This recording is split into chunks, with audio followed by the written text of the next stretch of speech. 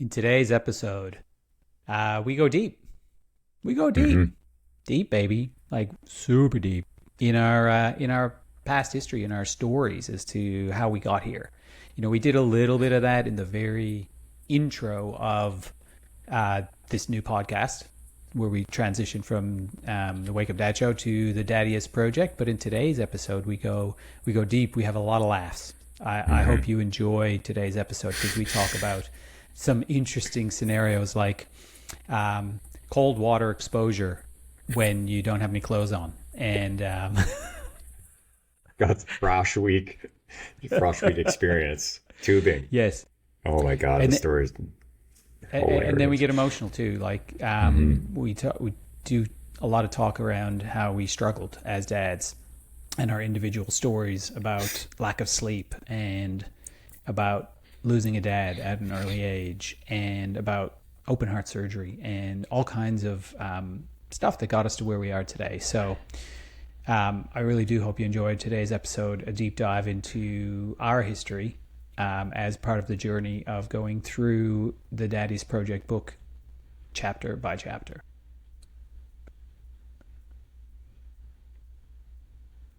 I was waiting to see if you wanted to say anything. I guess not. There's nothing to say. Warning, this podcast may cause excessive dad jokes, sudden bursts of motivation, and the irresistible urge to high-five yourself. Welcome to the Daddius Project, where we help dads master the biggest and messiest project of your life, dadhood.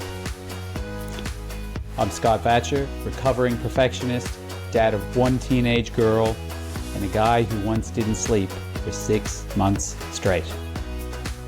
And I'm Evan Hill, professional chaos coordinator, dad of 3 teenagers, and living proof that duct tape can fix a sippy cup temporarily.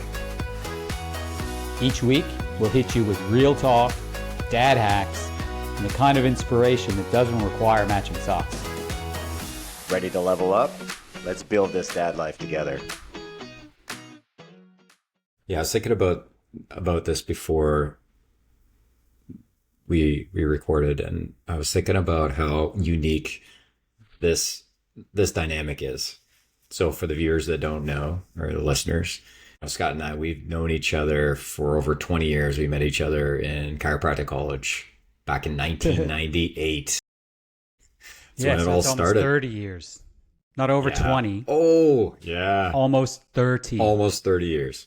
Yeah. So we knew each other through the party years, through studying our butts off, graduation, becoming chiropractors, starting our careers, meeting our wives, and having kids, and then reconnected. So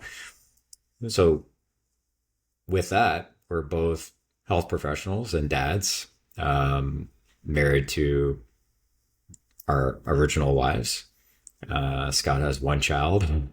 I know that sounds odd to say, but I think there's some married clarification to there. The mother of our children. Married to the mother of our children, but also to clarify, it's our first wife. First wife, Yeah. right? Yep. And we wrote that this you book. know of. Well, yeah, there's probably What there's stays? things that- What goes on in Vegas stays in Vegas, right? Yeah. Like get married by Elvis there. Yeah. Well, every time I've been to Vegas, it's been with my wife, I think. So, no secrets on my end. Yeah. You? I've only been to Vegas once, and it was not with my. Yeah. Okay. So it could happen. So it could happen. Never know. A buddy of mine, he's a medical doctor. He was just in Vegas for a conference. Yeah. And I Yeah. said, have you seen Fear and Loathing in Las Vegas? Is it like The Have you Hangover? No, I haven't seen it. Oh, you haven't seen it. No, Fear and Ooh. Loathing? Fear and Loathing in Las Vegas. Oh, okay. Okay. It is, I want to say Richard Kubrick, but I could be wrong. Okay. And I haven't seen it for, I reckon it came out maybe in the 90s. So I haven't seen it for a long, long, long time. So I only have vague recollection of it. But It's about what can go wrong in Vegas. So well worth the watch. I wish I knew a couple of quotes or something from it, but it is a crazy movie. Yeah. Worth seeing. Yeah. Anyways. Yeah. So, yeah, today's episode How did we even get on to Vegas? We were talking about wives. And just saying wives that this is in our Vegas, first, yes. And my buddy just went to a wife. conference there. Yeah. Yeah. Conference. Yeah. I mean, They're all like that. It was it was a medical conference. But there obviously probably would have been shenanigans of some description. Not the ones you might be thinking, get your mind out of the gutter. Me? No. Never. The viewer. The listener. Get your mind out of the gutter. Yeah, so we're going to talk a little bit about our dad journey. And really we're going to go through the book chapter by chapter and do an episode on each one. And the first one is sharing our story about being a dad, what that was like for us. Some of the takeaways that we've had. Your daughter is what, 14 now? 15. 15. Okay. My kids are 19, 17, and almost 15 also. So why don't we start with you, Scott? Background on Scott, from Newfoundland, Canada. We used to call him Noof. That's right. That was in Cairo College. One of my many nicknames over the years. Noof. Yeah, Vatch. Yeah, there was lots of nicknames. So originally from Newfoundland. It's a great place to grow up. Really is. I don't know if I'd want to go back there, but it was a fantastic place to grow up. Had a great childhood, great high schooling. It was an interesting high school period. Like I was the jumper arounder. I had like 5 or 6 different friend groups that I would pop between. So I was like the guy who knew everyone. But then there were also that elite level group of people. And so, I not to any degree that I think of some of my other classmates, but you go through the usual high school stuff, get a little bit of bullying here and there, little bit of heartbreak, normal high school stuff. But at the time felt really, really big and important. And then I went to university in my hometown with the plans of becoming a medical doctor. So I did my undergraduate in biochemistry, and then I applied to medical school, didn't get in, but I didn't expect to get in because something like 90% of people didn't get in the first try. So I was like, yep, I'm going to apply, probably not get in. On an off chance I might, but probably not. And then do my honors and then apply again. And then if that doesn't work, do my master's, apply again. So I did my honors, and I'll give you the very brief summary of my honors. It was in a laboratory, and I would do surgeries on rats, and it was looking at the lower half of blood pressure autoregulation. So essentially what I had to do was put these little probes measuring blood flow in 2 little areas of the brain. So I had to cut the scalp open and get the probes on top of the blood pressure, or on top of the arteries, and then open up essentially their jugular. Oh my God. And basically suck the blood out of them to lower the blood pressure until they died. But looking at where does the blood pressure try to stay and then drop. Like so. I didn't love doing my honors. No. And I was like, man, there is no way I can do a master's, which is another 2 years after this. So I was like, I'm going to apply to med school again, but I got to have some kind of other plan. I got to have some. So I started looking into occupational therapy, chiropractic, this, that, and the other thing. Chiro was the only one that kind of interested me, but I'd never been to a chiropractor. I was like, this kind of sounds cool. Yeah. Wow. Never been to a chiropractor before I went to chiropractic school. Never been adjusted. God, really? You Isn't were that one crazy? of those guys? I was one of those guys. Yeah, one of those guys. A lot of chiropractors end up getting into it because they had some kind of miracle story through chiropractic. I was like, yeah, I don't know, it sounds all right. Yeah. And so I applied to chiropractic and medical school.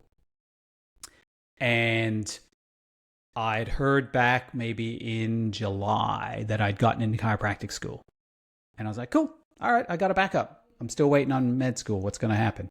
And so it got closer and closer and closer to the time where I was like, I kind of got to leave because I had to move from Newfoundland to Toronto to go to chiropractic school.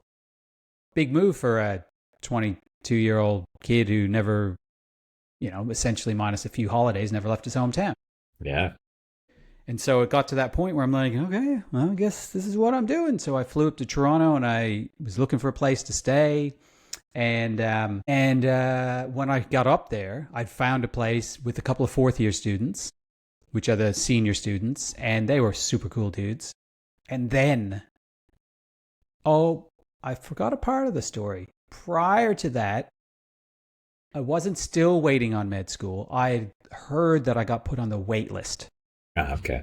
And so that means I kind of, sort of, maybe got in. Like I'm up at the top, but somebody has to decline in order for me to be accepted. So I was like right on the cusp. This was going on in the background, but I was like, well, it's like a week before school starts. I guess I'm not getting in. I flew up, did the thing, like I said.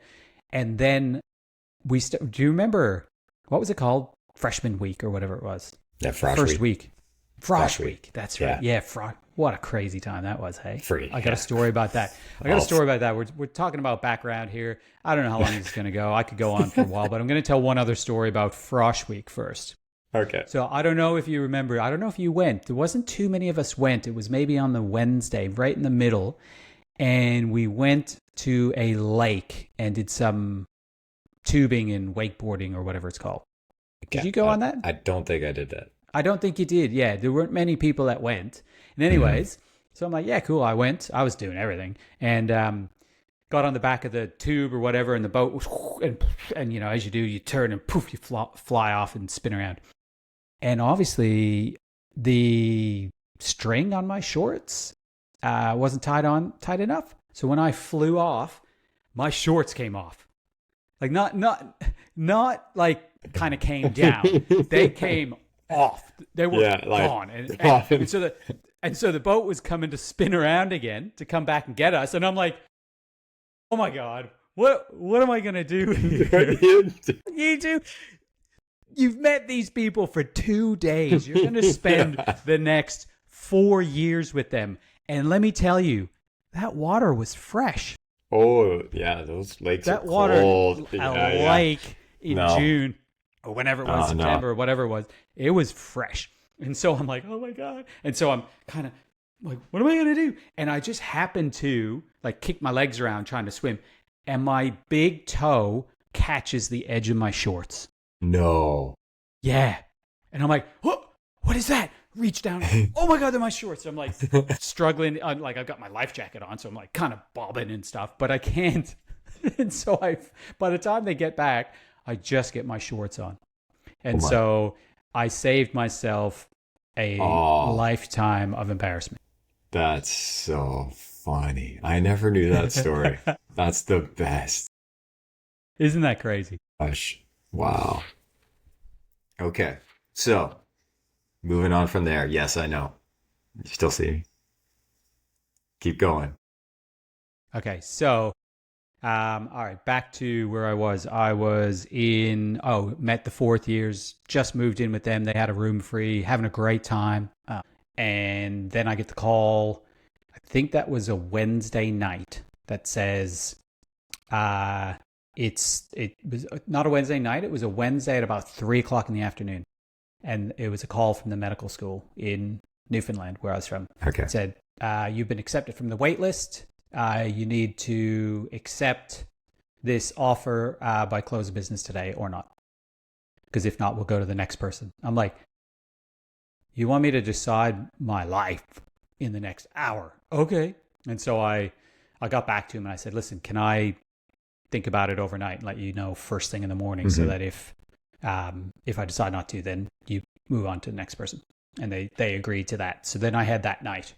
And so that was an interesting night. So I had, spoken to a lot of my family, spoken to some friends. A good mate of mine who I went to university with had started chiropractic school in Palmer. So I talked to him and talked to the fourth years that I was living with and this and that. And I sat down and I made a list of pros and cons. And I have it somewhere. It's actually just a piece of paper that I wrote down, pros, cons, chiro, medical. Mm-hmm. And when I did that, it became fairly glaringly obvious that the right choice for me was to stay with chiropractic. Wow. And that was crazy because medical was my dream for years, all through high school, all through uni, doing an extra year of honors. And then I was going to go and do this chiro thing, which I'd never been adjusted, still up to this stage. Well, I think you've been adjusted by now, right? You said still to this stage. I haven't been adjusted. Not to this stage today, but up to that point. In that story, yeah. You still haven't been adjusted, yeah. Crazy. Nah, you crazy. chose a profession where the adjustment and the experience is really like what most people choose it on. Yeah. Wow. Still hadn't. Our stories are so different. They're like yeah. Anyways, keep going. Decided to do chiro. Yeah. And then rest is history. We met pretty close to the beginning. Mm-hmm. And we had a great, amazing year. Hey, like what a group of people. Incredible. Such an amazing time over that 4-year period or 5 and a half. Yeah. We stretched ours out a little longer. Stretch it out. Time, money, energy, finance, all the things. We stretched out a little bit longer than we might have. Someday we'll find a way to tell our listeners what actually happened. Yeah. We won't get into that story right now. That's maybe a whole podcast. Yeah. Maybe. Yeah. That's a crazy story. So, okay. And then so hold on. So I'll finish the loop. Mm-hmm. So then I graduated. And then the day after I graduated, I flew to Australia. And the plan for me was to do a locum in Australia. So that means basically if a chiro wants to take a holiday or something, you go and you fill in for them. It could be for 2 weeks or a month or whatever the case might be. And so it was a great way to travel around Australia and have a look for a year. And so I had a work and travel visa for 1 year. I was going to do that. Then I was going to go to Spain and do locums for a year. And then I was going to go to Ireland and do locums for a year. And then I was going to move back to Canada. And I never left Australia. Yeah. So I've been here 23 years, 24 years, something like that, 23, 24, long time. Almost, it's getting there is another 3 or 4 years and I'll be here in Australia as long as I've been in Canada. Yeah. We didn't even get into the dad stuff yet. Not even. It's just a quick 22-minute, but it's cool. It's a quick, long-winded story. There's the plan and there's what actually happens. It's a great story to show. This whole thing ties back to what it's like, thinking, okay, I'm gonna have a kid and be a dad. There's the plan of what I'm gonna have a career and get a house, and there's a lot that happens between there. It's not a 2.3 kids in a white picket fence. It's not a linear. Yeah. Okay. So you're in Australia. You don't leave. And over a period of a few years, I'd have to think back to exactly how that worked, but met my wife and then had a kid. Yeah. I decided to stay in Australia prior to meeting my wife and having a kid. A lot of people ask that. Did you meet your wife and that's why you stayed? So, no, I decided to stay prior to that. And so once I had found my wife and had a kid, I had a business and a kid and life was going good. And the first 6 months of raising our daughter was incredible. Yeah. We would often look at each other and go, it's a big deal. What are people talking about? What's the big deal? So with this easy. parenting? This is easy. We took our kid camping. We had our kid camping with the first 6 months. Yeah. We took her on a caravan trip around New Zealand in the first year. Yeah. Like we were doing all kinds of stuff, but at around 6 months, something changed. And then she decided not to sleep for 2 years. Oof. Oof. 2 years of literally, I mean, you maybe count the amount of times on your hand that she would maybe sleep through the night, but literally every hour or two waking up. And so our life turned to shit. Pretty much the business tanked. I mean, it survived, but like it was not doing well. And then my health went to shit, as it does, because the importance of sleep is pretty big. And because of the lack of sleep and owning a business, the exercise went to shit and the diet went to shit. And I gained 10 kilos. That's 25 pounds. And, you know, everything, I honestly think I fell asleep at the wheel driving to work some days, because it was about a half-hour drive on the highway. And yeah, it was an absolute horrendous time. Yeah. And it took years to recover after she started sleeping. Yeah. And so during that process is when I started thinking around dads and started a podcast called The Wake Up Dad Show and considered writing a book. Didn't get to that stage till much later, but considered it. And, you know, clawed my way back. And I wish I had done things differently, but, you know, it ended up working out in the end, as life does. And then during that process, Ev was probably the second or third interview I did on the Wake Up Dad Show, and we reconnected because I'd moved to Australia, and we weren't estranged. We didn't like fall off, but life happens and you fall off the radar a bit. So that's when we reconnected, and from there, the Daddius Project was born, and that process took us about 5 years to write a book. Yeah, I think that's generous. So you said you maybe would do things differently. What would you do differently? Well, I think I did the typical man thing. It's going to be all right. I'll figure it out.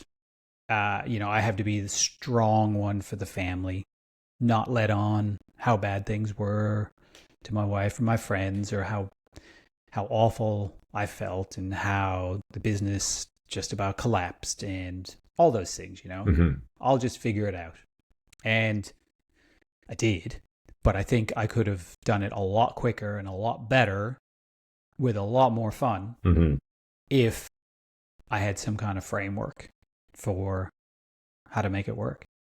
So during that period, how were you coping? Because that's a lot of stress to deal with, and you got to deal with it somehow. And you said that you weren't exercising.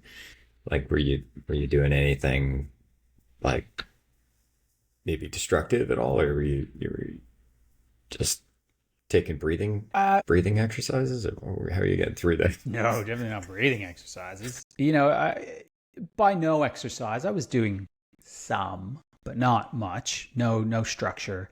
I was using alcohol more than I should. I definitely wasn't a problem drinker or an alcoholic or anything like that, but definitely using it more than I should. Now, I think we even talked about this numerous times in previous episodes as to how unbelievably destructive alcohol is for so many different reasons, but sleep being the biggest one. And me not realizing that whatsoever. You know, how many people out there are using alcohol to try to get to sleep.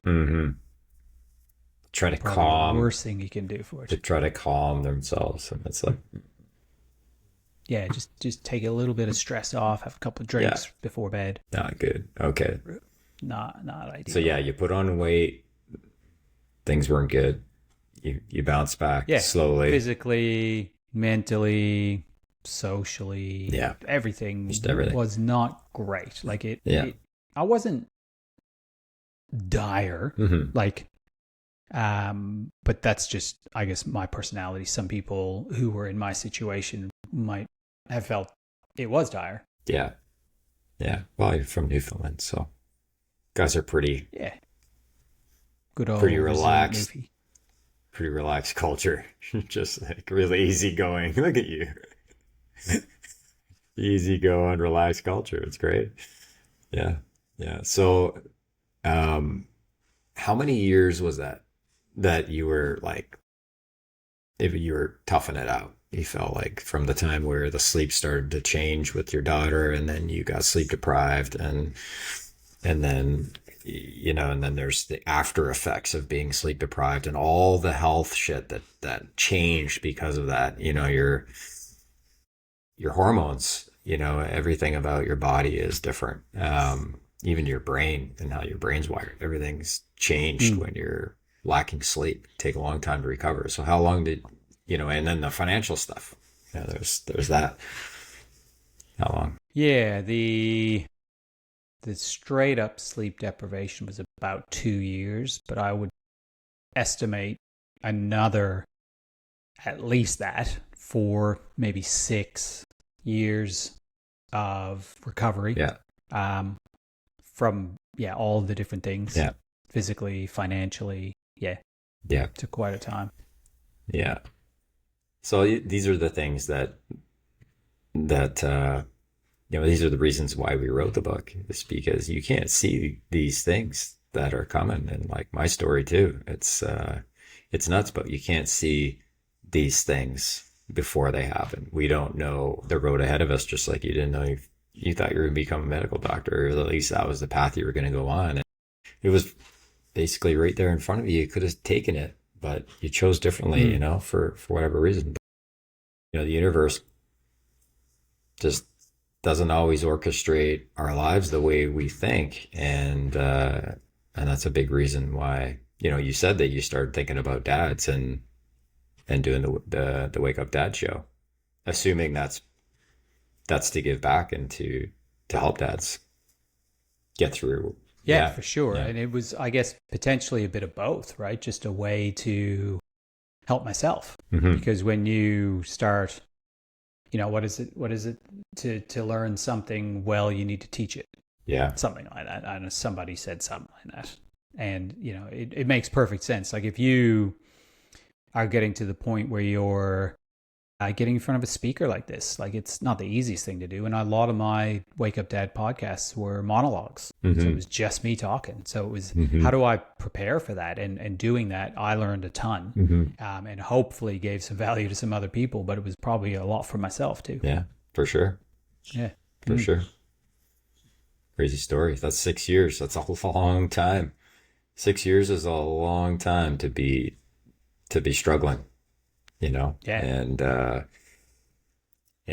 think it's probably extremely relatable to be inside of that time period where things are tough. It could be longer, like it could be a much longer period for a lot of dads. So, but still 6 years is a long time. It is. And in lots of ways, I look back and whatever and feel quite blessed. So I know there's a lot of dads out there in a quote unquote much worse situation than I was in. So I get it. The situation at hand is different for everybody, but the struggles are real and the struggles are there for everybody to some degree. For sure. And so let's talk about your process. How did you get to where you are? Yeah. So where do you want to start? Well, I think it's relevant to talk about my dad for a minute. So absolutely. Yeah. So my dad was a chiropractor, and we started out living in a very rural area, and he had a workshop where he was building the chiropractic table. And actually, he was pouring a lot of time into that. So I didn't really see him that much because he had his practice. He was growing this chiropractic table business, and my parents divorced. And then I ended up living with my mom from the age of 8 until the age of 13. And then I moved in with my dad.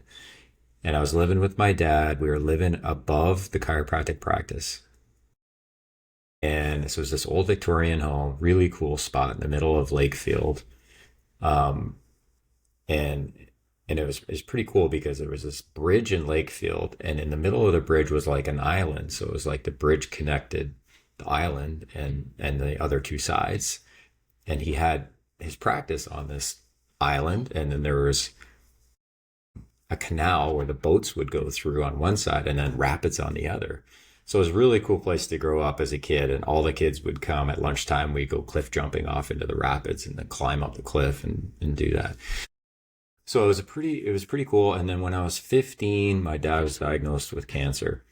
And I was 15. I was just kind of running my life. Like, I had lots of friends. I was captain of the basketball team. I was like in every sport imaginable. I had a job at IGA, and and he had told me, like, I've got it was like a 98% chance of survival. Don't worry, you're going to have your dad. And that was all I needed to know. I was like, okay, cool. But then I saw him like declining over time, and then I got pulled out of school one day, and they're like, you got to get to the hospital. Your dad's not doing well. And I was like, what? And then it was like 2 weeks later, he's gone. So I lost him when I was 17. And it was interesting because he said to me, one of the few chats that we had towards the end, was the first time I saw him cry. And he also said to me that he said, you don't need to do what I did. You know, just do what makes you happy. And so it was interesting because when it came time to decide what I wanted to do with my life, I know I saw my dad like with people, that the way the patients were, you know, they come into the office and they got to know me because I'd walk through the waiting room to go up to my house. And so I got to know the receptionist, Wendy, and became very good friends with her. And she was very jovial, and she's still alive, and she's an amazing person and a wonderful friend with my dad.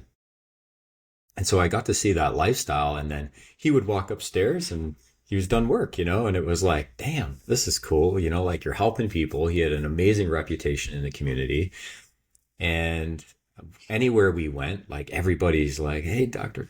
Hill, you know, and we'd go for breakfast together and stuff like that. And it was just like, you could tell he was well respected, and he was the only dad I knew that was working 4 days a week instead of 5. He took Wednesdays off, and he would go into the shop and usually work in the shop. And so that was it for me. It was just a very natural progression. I had chosen my university course, being kinesiology, based on that was a great lead into chiropractic. I knew right away, like, that's what I was going to do. So very different. I was adjusted many, many times by my dad before going into chiropractic college. And even like the interview process, like, they acknowledged, they knew my dad, like, even before, you know. And when I got into school, it was like all the teachers and profs and everybody knew who my dad was. It was crazy. It was like I was a celebrity going into school. And then my future wife was actually in our class, which was pretty cool. Third year, started dating, and then when we finally got out. Third year? Yeah, third year. Yeah, we kept it quiet because it was a very niche. Everybody knew everybody's business. There was about 150 students in the class. But we kept it quiet. We weren't the only chiro couple in the class, but we kept it quiet for a while, and then we made it official, graduated finally, and started practice in Toronto, and worked at that for about 3 years. And at 29, had my first child. And, you know, it was interesting because we wrote in the book about, you know, we knew a lot about health. I'd read parenting books, I'd done courses, and the whole bit, and none of it prepared me for what was to come. And that was 2 weeks into our first child being born. Her name is Liv, and we gave her this name before this happened. So we had these episodes where she was like rapidly breathing, like rapid breathing. It was like scary. So we took her to the hospital, and they did the oxygen saturation test, and it came back normal. And they're like, oh, you're just, you know, overreacting, you know, new parents. Crazy new parents. Yeah, you should go home. And it wasn't until our midwife checked her, and my wife had given her the history, that she's like, you're going straight to this hospital, and you're going to go and see this person. And you do not stop for anything. You go straight there. And my wife's like, what? And so she got there, and there was a cardiologist there who had just stopped by. It was just very lucky. And he did a cardiac ultrasound, and she had transposition of the great arteries, which is the switch of the pulmonary artery and the aorta. And it's life-threatening. It was basically surgery or she dies. So next thing I know, we're going down to Sick Kids in Toronto, and within, I think it was 5 days, she's having life-saving open heart surgery. And I'd like never experienced any level of stress like that in my life.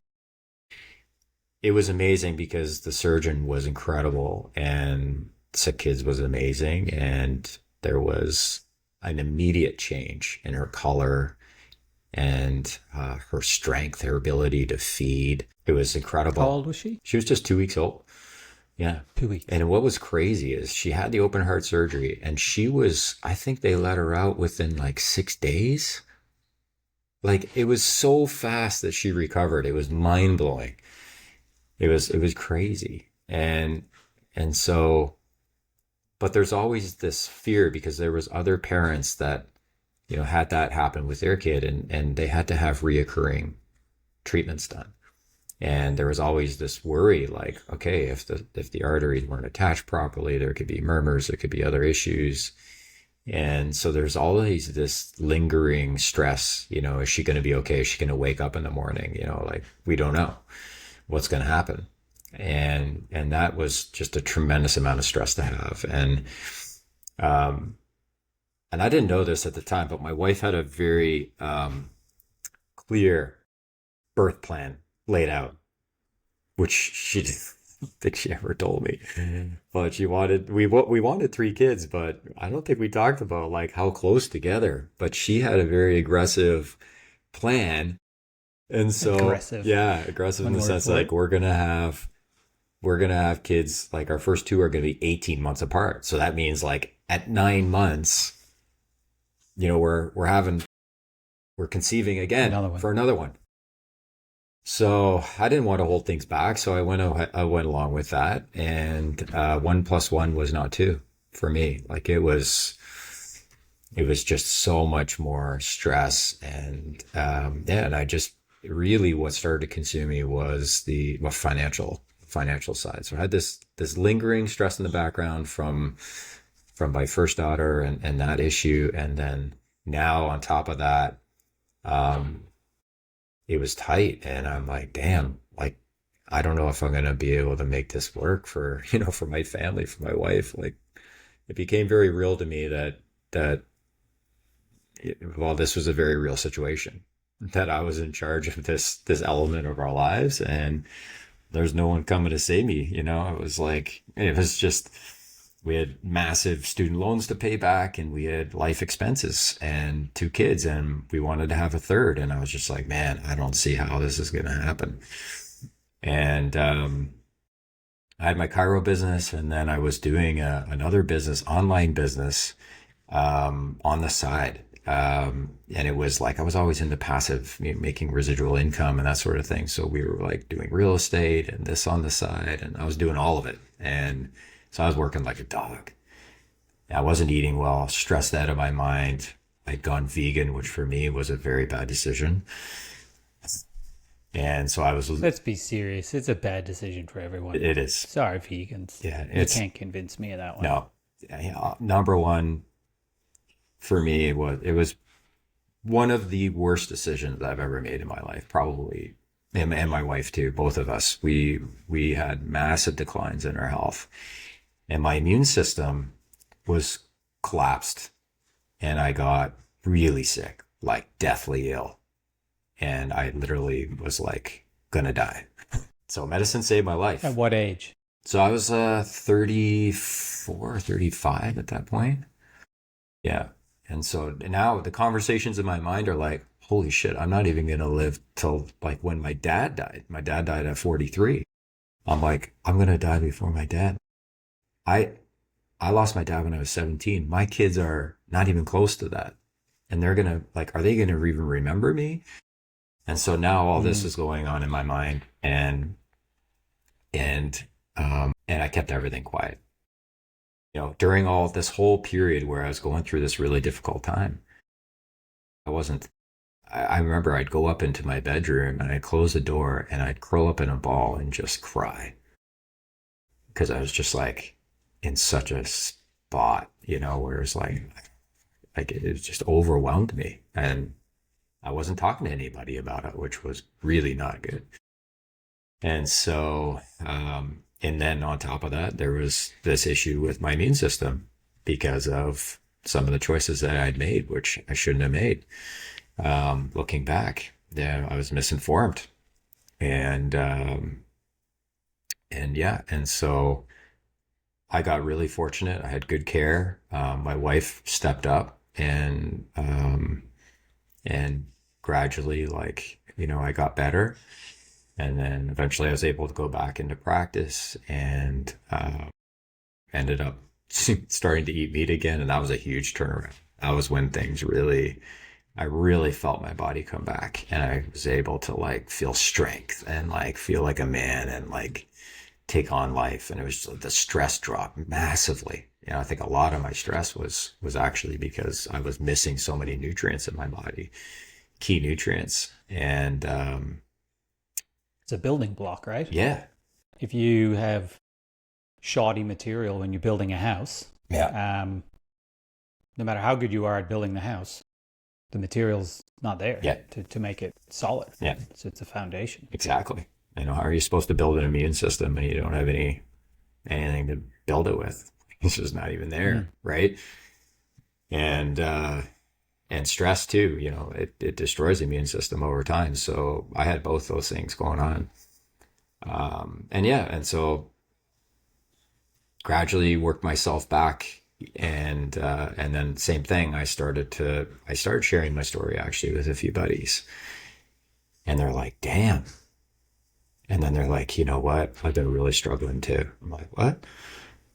And then they started telling me stories about things going on with their relationship or their health or whatever. And I'm like, damn, I didn't know any of this stuff. And they're like, yeah, I haven't talked about it with anybody. And oh, okay, this is a common thread. I'm not the only one who's dealing with really hard situations and trying to put on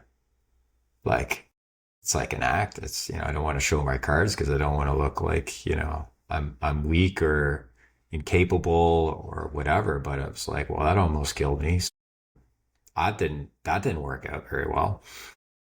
Maybe I should change that strategy. So I started having these conversations with other dads and realizing wow, this is a common theme. But dads just aren't talking to each other. And then started to really focus on the health side of it. So I had this movement. It was dad bod to rad bod. And I had worked my body back up to actually to go on stage and do a physique competition. I think it was 36 at this point.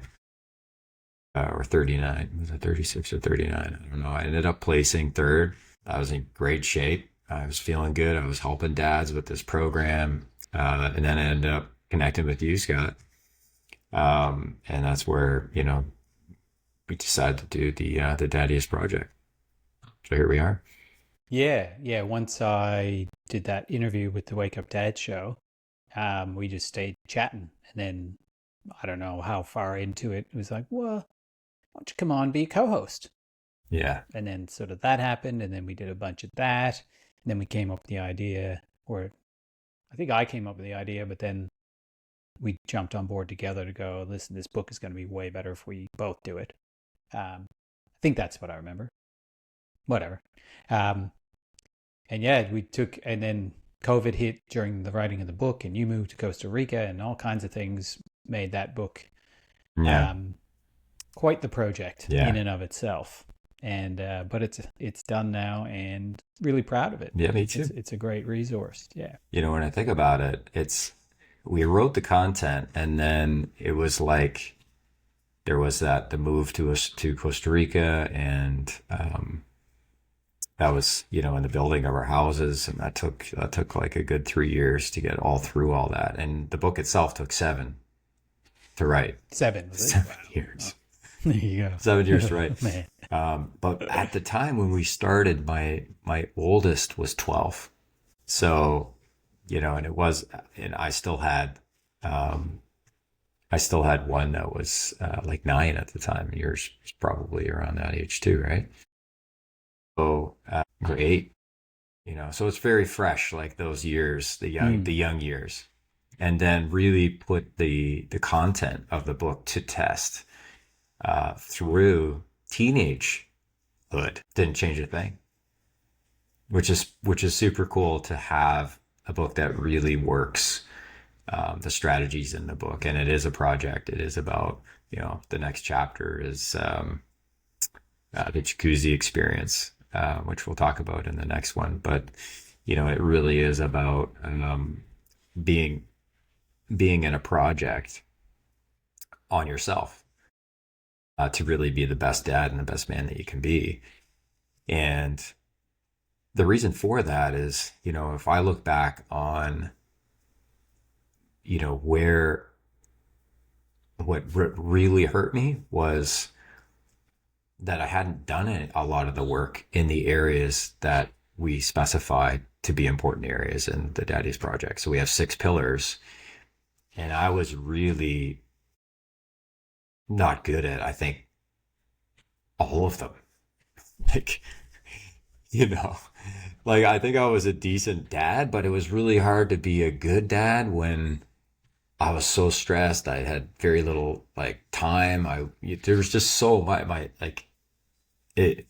My health wasn't good. Finances weren't good. Like my relationship was good enough, but it wasn't flourishing. Like we were under immense. Probably a good way to put it. Hey, yeah, we were good enough. Good enough. We were like to make it through. We were under immense pressure, and a lot of times this is why couples make it through, because it's like there's no other choice. It was just like we got 2 young ones, and it's like we're in this fire together, and let's just like get through this. And she was amazing, like she really was amazing, and stepped up, and we both stepped up how we could, but yeah, I would say all of them. All of them, except I think maybe the first pillar, which is power. In some ways, I did have a good grasp on that one. But man, like, to have the Daddius Project and start working on it, like even at like 18, 19, 20 years old, if I knew, like my son, he knows he wants to be a dad. I think that's the time to start doing it. I think that's the time to start doing the Daddius Project. Well, yeah, because it was a recurring theme that I never expected to see in the book, but it is that in order to be a good dad, the first step is to be a good you, right? And of the pillars, all 6 pillars are really for anyone. Man, woman, child, really. We go into specifics of some parenting inside, but parenting is only one of those 6 pillars to be the best dad. And so absolutely, this could be applied to anyone. Yeah, sooner the better.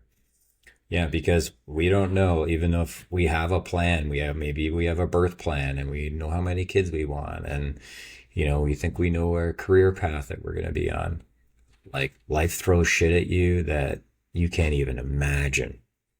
You can't even imagine. You wouldn't have imagined in a million years that your kid would stop sleeping for 2 years, and that would throw you so far off that the point that, like you're barely able to make it to work, let alone function as a health professional. And then on top of that, you've got all the other things that you need to execute properly with life. And that's hard to do when you're massively sleep deprived. You couldn't ever imagine in your entire life that would happen, right?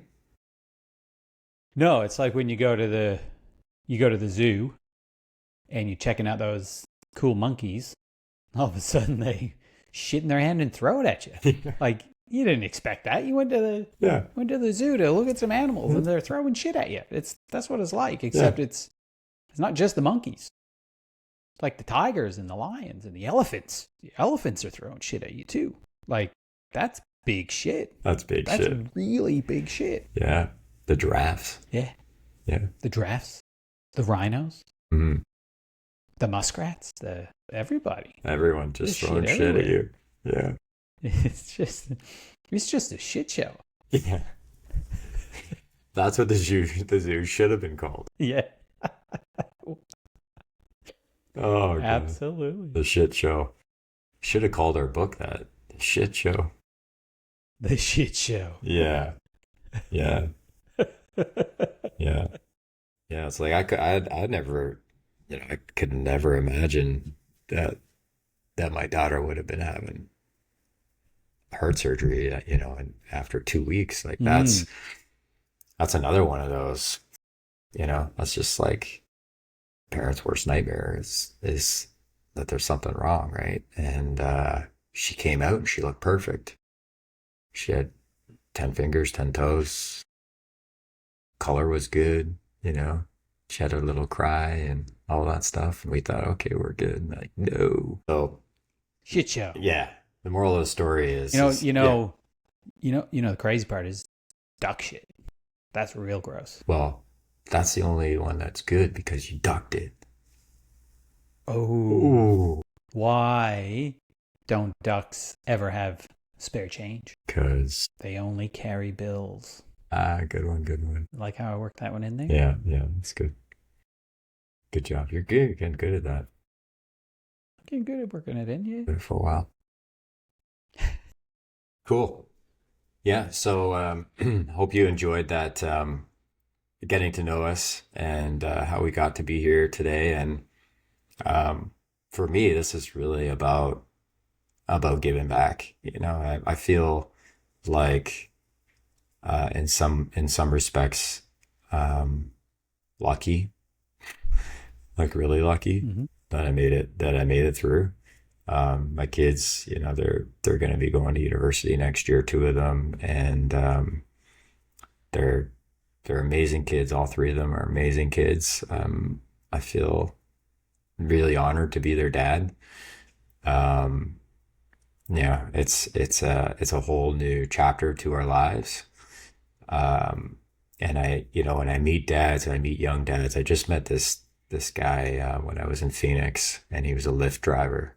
He's from Zimbabwe, and he's driving Lyft in the United States, and he's working towards trying to get his family to get to the States. He's got 2 young daughters in Zimbabwe, and I just like, man, like my heart just went out to the guy. Like, he was just a great guy. And so I sent him the book, and he messaged me, and he's like, thank you so much. He was so grateful. Yeah, for me, it's really about, helping dads, get through the tough times, and, really optimize their life as much as they can. And just know that, no matter how hard it might be in this particular period, like you can get through that. And I'm a testament to that. And Scott's a testament to that, whatever life throws at you, you can get through it. You can really get through it. And I would say, use the Daddius Project, use the podcast that we're putting out, and the community that we're growing and everything. Use that stuff to help you. Any final thoughts, Scott? What popped out was when earlier you'd said in one of the pillars you were talking about it being good enough, and every dad out there is on some kind of continuum, and there's numerous continuums or multiple continuums going on at the same time. And so some areas of life might be working great, and those ones, keep them great. But when you look at all 6 pillars in order to achieve the ultimate, that's how you go from good enough to great. That's right. Absolutely. Yeah. Now when I think about the 6 pillars, I'm like, wow, they're all great, and my life is great, and I thank God for that. It's really the work. It's putting in the work.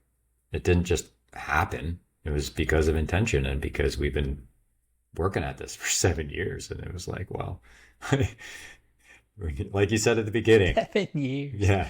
God. The best way to know something is to teach it, right? And so, yeah, like I've definitely transformed as a result of doing the work. And yeah, when I look at the 6 pillars now, it's like, wow, okay.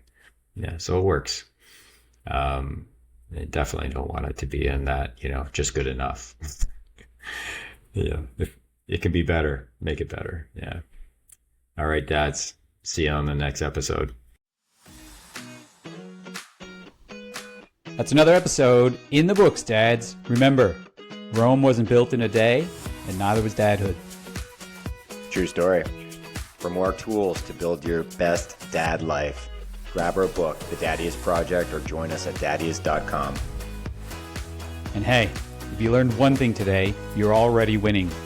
Even if that one thing was never trust a 3-year-old with glitter. Words to live by. Now go forth and dad like a pro.